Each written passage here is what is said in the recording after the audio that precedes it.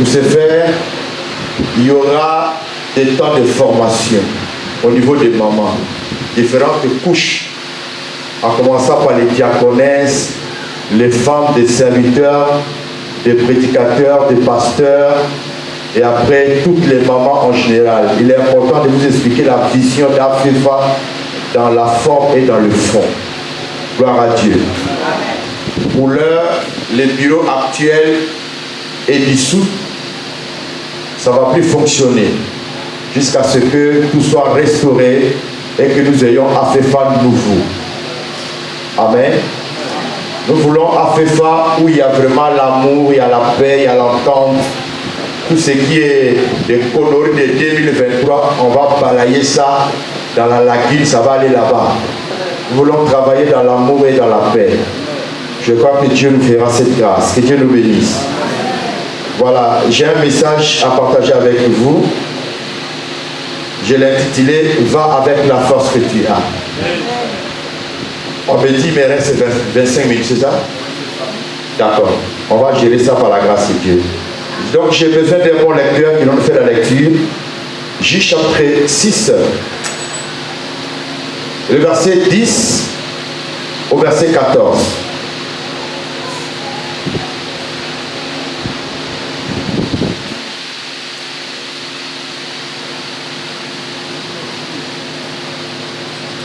Je vais essayer d'abréger le message. Ceux qui ont des oreilles pour entendre, ils vont comprendre facilement. Merci. Allons-y.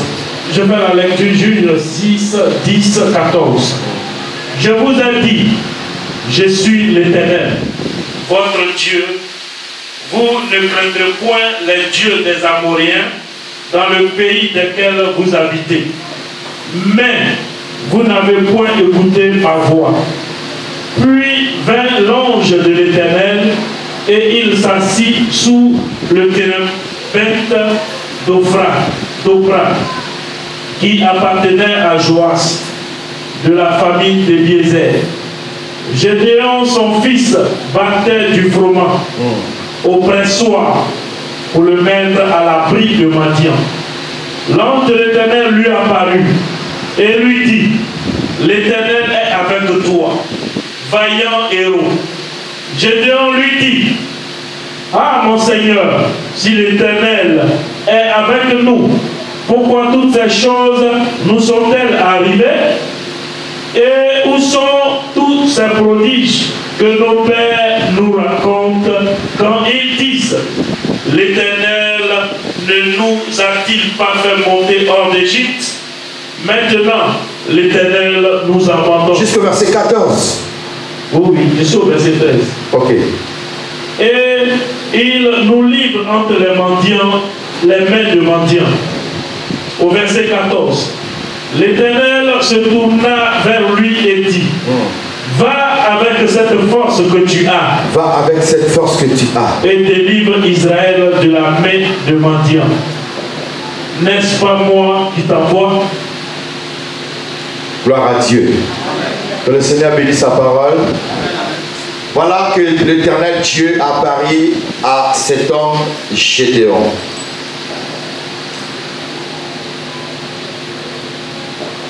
Dieu m'a inspiré ce thème par rapport au sujet que toi et moi on s'est donné pour l'année 2022 à 2025.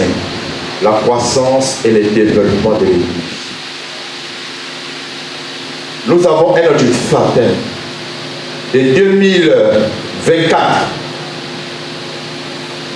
jusqu'à 2025, il faut que nous ayons encore 10 autres églises qui vont naître. Quelqu'un comprend?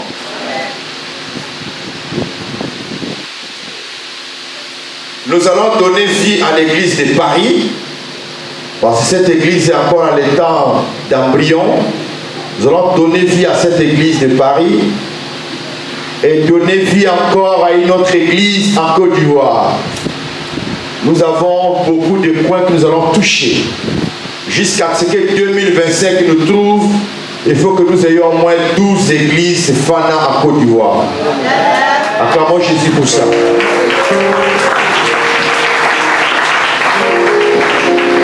Et pour que les les églises croissent, se développent et se multiplient, Dieu a besoin de toi et moi. Dieu veut que tu développes une force qu'il a cachée en toi. Ici, nous avons la vie de Gédéon. Gédéon, nous les trouvons dans le livre des Juges. Parmi les enfants d'Israël, cet homme est né dans la famille de Manassé. Et la famille de Gédéon était la famille la plus pauvre parmi les habitants de Manassé. Mais il a été surpris un jour, l'ange de l'Éternel lui apparut et l'ange lui a salué en disant « Vaillant héros ». Or, un héros, c'est un vainqueur. Amen. Un héros, c'est un homme infaillible. C'est un homme qui triomphe dans son chemin. Amen. Mais quand on dit l'ange de l'Éternel, on parle de l'Éternel lui-même.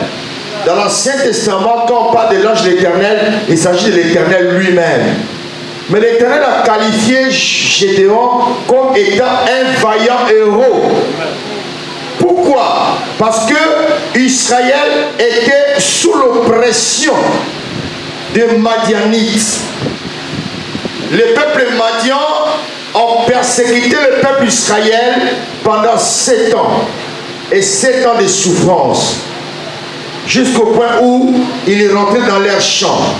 Ils arrachaient tout. Et ils partaient avec ça. Ils prenaient leur bétail. Ils détruisaient leurs plantations. Ils ont appauvri le peuple d'Israël. Et Israël appellerait vers Dieu. Nous avons besoin d'un héros. Et Dieu a regardé, il est parti choisir l'héros dans la famille pauvre. Une famille qui n'avait pas de valeur parmi le peuple d'Israël. Et il a choisi cet homme Gédéon.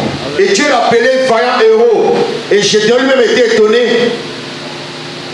Il dit, mais Seigneur, toi tu m'appelles vaillant héros. Il dit, mais avec tout ce qui nous arrive, si tu es vraiment Dieu et que tu es avec nous, pourquoi ce peuple-là nous maltraite? Et Dieu va lui rappeler quelque chose de fort que lui-même ne savait pas. Il dit, mon petit, lève-toi. Va avec la force que tu as.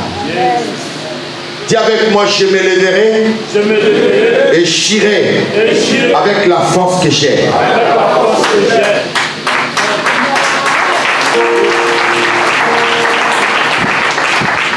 C'est-à-dire, quand Dieu lui disait, lève-toi, vaillant héros, va avec la force que tu as, Gédéon fait connaître à Dieu ses faiblesses.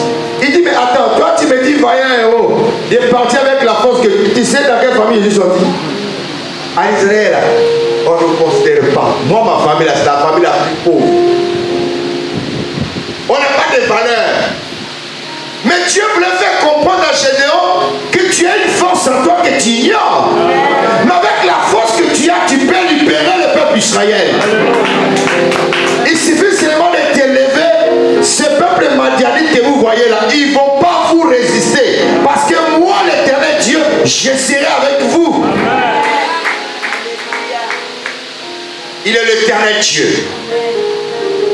Quand il dit à Gédéon de s'élever avec la force qu'il a, cela veut dire que Dieu nous a dotés de force.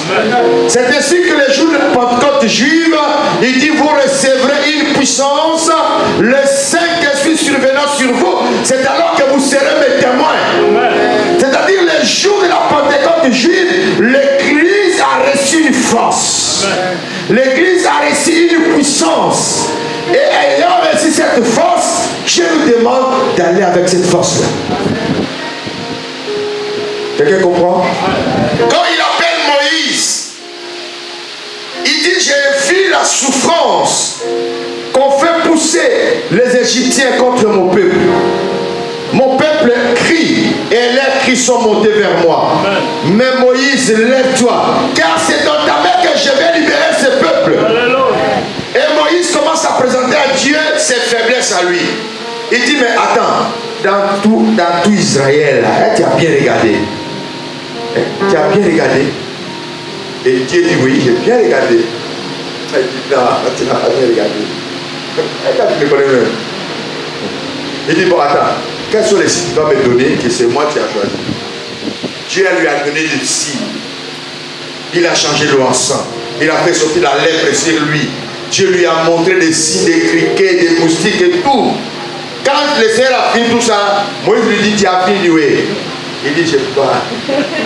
Il dit, pourquoi? Il dit, moi là, je ne parle pas bien. C'est-à-dire, il bégayait. Il avait du mal à articuler les mots. Mais comment voulez-vous, frère? On va aller à la présidence pour croiser le président de la République. Fallait organiser une délégation. Mais là, à la tête de notre délégation, on met un frère qui bégaye. Et ça va passer aussi au journal parti de 20h. Imaginez-vous. L'État de dire seulement, monsieur le président, je vous salue. Le président peut sortir déjà. Ben, ça va prendre du temps.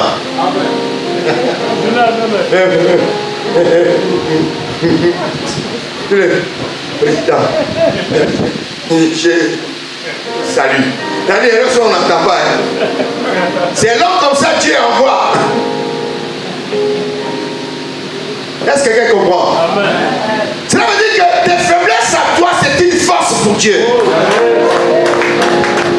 Quand il a dit à Gédéon, héros, vaillant héros, Dieu savait qu'il est né dans une famille pauvre, Dieu savait qu'il n'était pas considéré, mais Dieu savait qu'en lui, il y avait une force. Amen. Et cette force à lui faisait de lui un héros. Amen. Celui qui ne recule pas devant les dangers. Celui qui triomphe. Quand il choisit Moïse, il savait que Moïse bégayait. Mais en lui, il avait une force. Parce que Moïse, lui seul, il a réussi à tuer un Égyptien et puis le cacher. Il avait la force. Il avait lui, il était Dieu avant lui la capacité d'un homme patient. D'un homme qui ne recule pas devant le danger.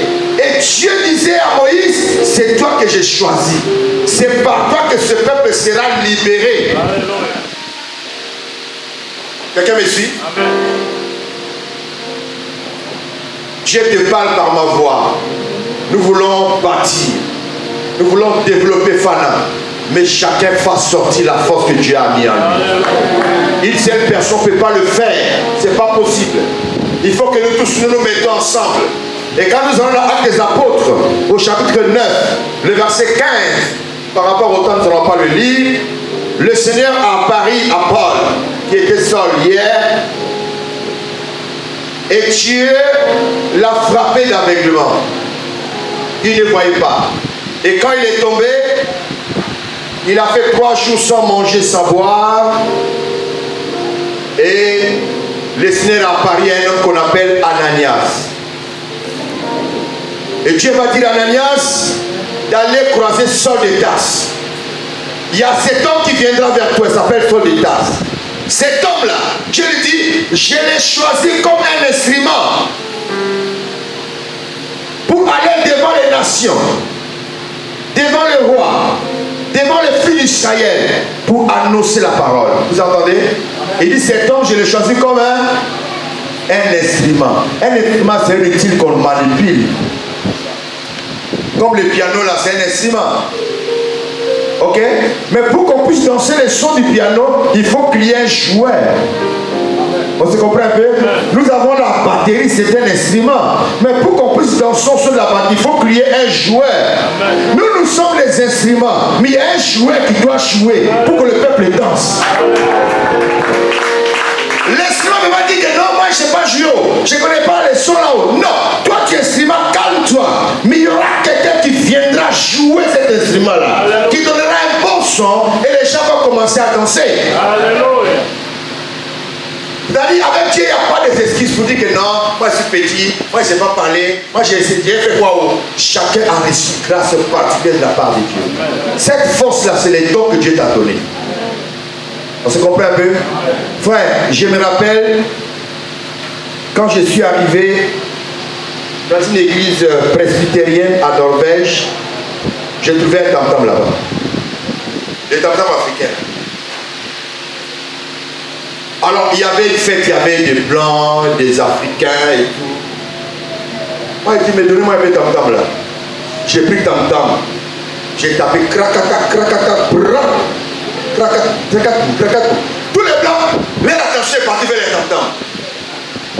On dit, il n'a qu'à jouer encore. J'ai dit, les journalistes, ils ont commencé à filmer. Tam-tam là, ça fait des années, c'est là, mais il n'y a pas un instrument. On n'a jamais joué ça, mais ça y est là. Mais quand j'ai envie de jouer, les blancs se mis à danser en même temps. Ils ont pris des photos, ils ont mis ça dans les journaux. Il y a un prêtre presbytérien qui a vu, il a dit, le monsieur qui a joué tam-tam là, il n'a qu'à venir jouer tam-tam. Il y a tam-tam chez moi à l'église, mais on ne sait pas comment on joue ça. Et je suis arrivé dans l'église là. Et ils sont comme les catholiques, ils sont bien en soutane et tout. Avant de jouer, le prêtre là s'agenouille, il dit de prier d'abord pour lui. J'ai prié pour lui. Et je suis parti, j'ai commencé à chanter. Je chante et puis je joue. Mais tu vois, les blancs sont de danser. Frère, il y a des gens qui ont besoin de danser. Alléluia. Il y a les tam-tams, mais il n'y a pas les joueurs. S'il y a les joueurs, il n'y a pas les tam-tams. Toi, tu es les tam-tams. Les gens qui veulent jouer, c'est les gens qui ont besoin de l'évangile. Ils ont besoin de la parole authentique. Laisse Dieu te jouer, frère, pour que ces gens-là soient sauvés, qu'ils entendent ce qu'ils n'ont jamais entendu. Ce que tu as reçu de la part de Dieu, ce n'est pas pour toi seul. S'il y a d'autres personnes qui ont besoin de ça, on vient de fêter Noël. Combien des églises qui ont fêté Noël, frère? Mais tu es là, tu les regardes. Mais ils ont besoin de cet évangile-là. Nous, on a commencé à prêcher ça il y a longtemps, on ne fête pas Noël. Mais aujourd'hui, le message commence à passer. Les 25, il y a beaucoup de gens qui commencent à fermer. Mais il y a d'autres qui sont encore dans les Pentecôtes, qui sont encore dans les Pâques. Le message, ça doit aller partout. Laisse-toi utiliser par Dieu. Dites Amen. Laisse-toi utiliser par Dieu. Ce que tu as reçu, mets-toi en exercice. Amen. Vous savez pourquoi? Parce que nous sommes un corps. Romains 12, verset 4 à 5. On va laisser rapidement.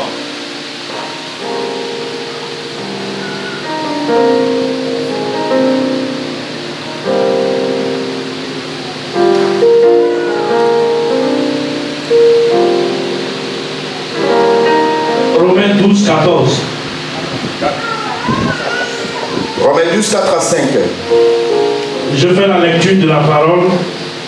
Car, comme nous avons plusieurs membres dans un seul corps, et que tous les membres n'ont pas la même fonction. Nous avons plusieurs membres dans un seul corps. Il n'y a qu'un seul corps qui est composé de plusieurs membres. On est d'accord? Mais chaque membre ne joue pas le même rôle. On se comprend un peu? Je vais créer quelqu'un. Nous avons le corps de Christ qui est l'église invisible, où Christ est la tête. Mais nous avons aussi Fana qui est aussi le corps. Mais Fana, il est le corps visible. On se comprend un peu? Et si nous voulons que Fana se développe, il faut que chaque membre, c'est-à-dire toi qui es dans Fana, tu es membre dans le corps Fana. Il faut que chaque membre dans le corps Fana travaille. Amen. Si le membre ne travaille pas, le corps ne peut pas vivre. Il faut que le membre de chaque église de Fana travaille. Parce que Dieu nous a dotés de force. Dieu nous a dotés de dons. Nous n'avons pas tous la même force, nous n'avons pas tous la même grâce, nous n'avons pas tous reçu la même don. On se comprend un peu? C'est comme un bâtiment, la maison. Et cette maison-là, nous appelons le temple, l'église. Mais ce bâtiment a été conçu par plusieurs différents types de classes de comment on appelle ça? Comment on appelle ça? Les artisans. D'accord. C'est-à-dire, il y a eu d'abord le briquetier qui a tapé brique. Ça, c'est son don. Il a fini de taper brique, on a fait appel au maçon. Le maçon vient, il pose le fondement, il monte le mur, il crépit. Il finit, le charpentier vient. Lui, il met les tôles, il met le bois, il met les tôles. Il finit, le peintre vient. Il joue son rôle. Il finit, l'électricien vient. Il met l'électricité. Il finit, le ferronnier vient, il met les portes. Fini, on dit la maison est finie. Le plombier vient, il met les sanitaires. La maison est finie, on dit c'est habitable. Cela veut dire quoi? Chacun qui a reçu la part de la grâce de Dieu dois mettre ça en action. Il y a des personnes qui ont reçu la parole pour prêcher. Ils n'ont pas l'argent. Amen. Toi, tu as reçu la parole, mais tu n'as pas la force pour aller enseigner. Mais tu as des moyens. Prêche à travers tes moyens. Amen. Mets tes moyens en action pour que la mission aille. Quand tu crois, on va regarder, il n'y aura pas de croissance, il n'y aura pas de développement. On se comprend un peu? On ne peut pas bâtir sans toi, sans tes moyens, ce n'est pas possible. Toi qui as la grâce de prier, mets-toi en prière. On se comprend un peu? Toi qui as la grâce de partager la nouvelle à travers les différents médias, vas-y, que chacun joue son rôle, joue sa partition pour que l'église puisse grandir, qu'il y ait un développement. Amen. Que Dieu nous bénisse. Au président qui est arrivé, c'est ça? Je n'ai pas arraché au moins 2 minutes. 4 minutes. 4 minutes. Gloire à Dieu. Ok. Va rapidement. Ephésiens 4, verset 3. On va boucler par là.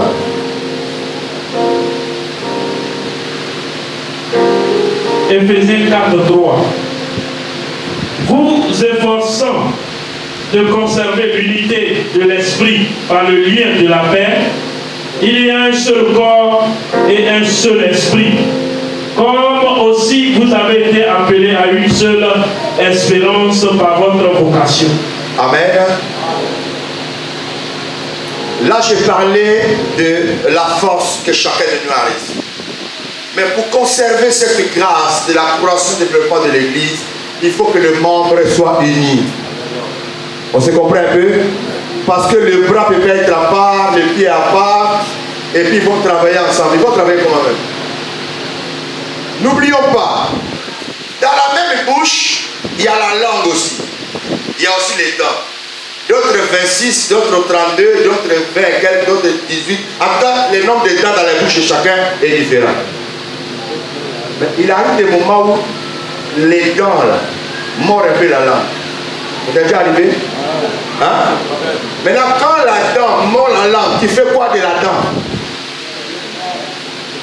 Bon, la langue fait quoi? La langue fait quoi de la dent? Ou bien la dent fait quoi de la langue? Et ils vont se séparer? Hein? C'est-à-dire, pour qu'il y ait une force de développement de la croissance, on doit apprendre à se supporter les uns les autres.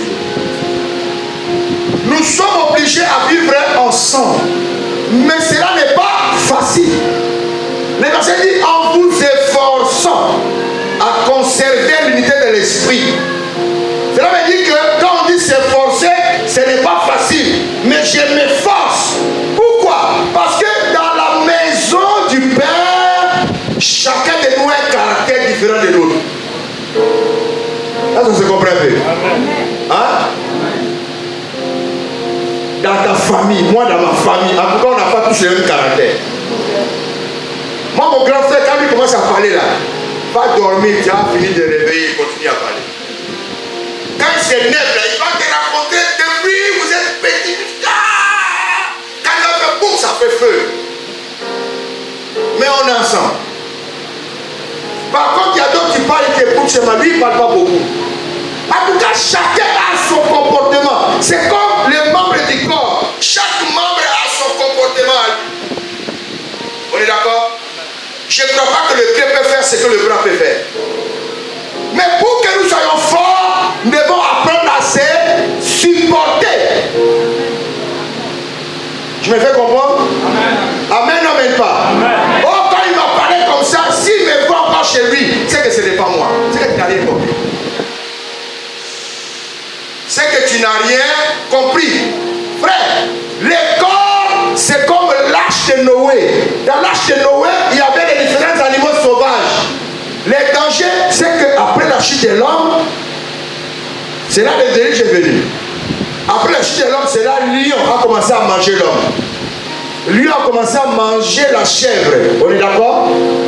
Mais quand Dieu dit à Noé d'appeler les animaux de rentrer dans l'arche, frère, vous savez que lui-même il a risqué aussi. Parce qu'il va appeler lion. Lion mange Noé. Noé a arrêté. L'union va rentrer avec sa femme. Noé a arrêté. Il a demandé à Dieu, ça s'est passé comment? Il dit, toi, il faut les appeler, ils vont rentrer. Moi-même, je vais m'occuper d'eux. Mais quand le lion rentrait avec la lionne, il dit, calme-toi, hein. On va dans l'âge. Des caractéristiques des lions, là, on met ça à côté. Sinon, là-bas, ça ne marche pas. Oh, j'ai compris.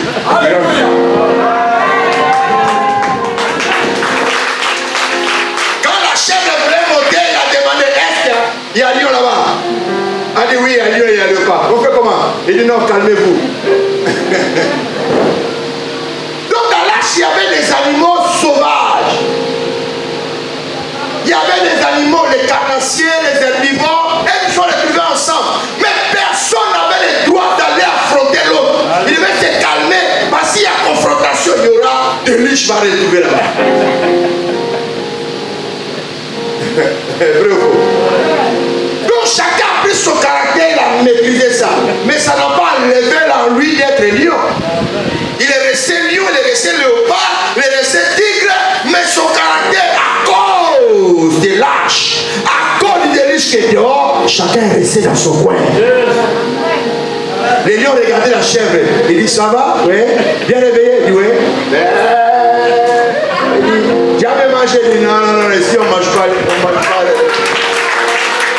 Ici on s'efforce pour conserver cette unité de la paix. Amen, amen pas. Je parle à quelqu'un, tu aimes avec ton frère, va vers lui. Tu aimes avec ta soeur, va vers elle. Ma soeur, je veux te voir, il y a quelque chose que tu m'as fait qui m'a pas fait du bien. Je veux te voir pour qu'on puisse parler. N'attends pas que les pasteurs soient au centre, ils vont vous juger. L'onction que va prendre pour déployer vers les païens qui ont des problèmes, c'est encore entre vous. On va dire, non, il n'a pas jugé parce qu'il devait commencer à attaquer d'abord son comportement. Comme il n'a pas attaqué, moi je suis pas d'accord. Non, tu dois t'efforcer pour conserver ça. Prends ton orgueil, mets à côté. Je me fais comprendre? Amen, amen pas. On sait que tu es âgé, l'autre est moins âgé. On sait que tu es moins âgé, l'autre est âgé. Mais respect soit mutuel. Vous allez voir que notre croissance va aller de gloire en gloire. Et on parlera malgré les nombres, ils sont toujours un. Que Dieu nous bénisse.